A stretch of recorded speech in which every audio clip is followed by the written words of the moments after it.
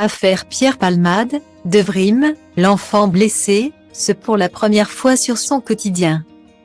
Plus d'un mois après l'accident provoqué par Pierre Palmade le 10 février 2023. L'une des victimes de l'accident a pris la parole. Il s'agit de Vrim, âgé de 6 ans, qui a de lourdes séquelles physiques. Devant les caméras de BFM TV et TF1, il raconte son nouveau quotidien. Le drame a été d'une violence extrême. Le 10 février 2023, Pierre Palmade, sous l'emprise de cocaïne et de drogue de synthèse, a provoqué un terrible accident de voiture sur une route de Seine-et-Marne.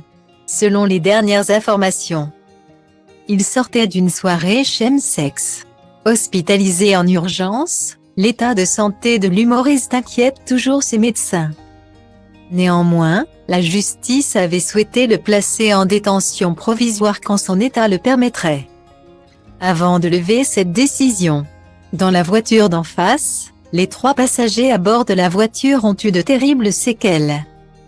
Yüksel, le conducteur du véhicule, est toujours à l'hôpital à ce jour et son fils Vrim est finalement sorti de l'hôpital Necker, où il était pris en charge, à la fin du mois de février.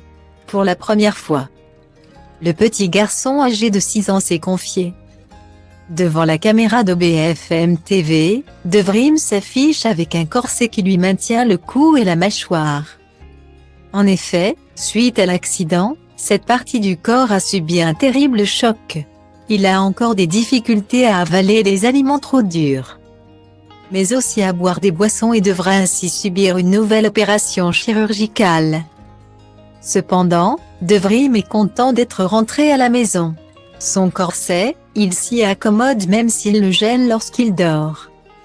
Hormis cela, le fils de Yüksel peut marcher, courir et dit se sentir bien. Devant les caméras de TF1, Vrim va tout de même confier avoir mal à la tête. Malgré cela, le petit garçon de 6 ans tente de reprendre une vie normale. Et c'est à l'école que cela se passe.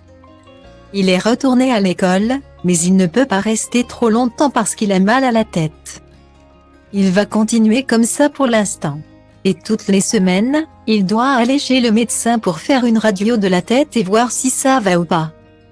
Cela doit durer encore 3 ou 4 mois, précise Aki, l'oncle de Yüksel sur TF1. Un quotidien épuisant pour le petit bonhomme.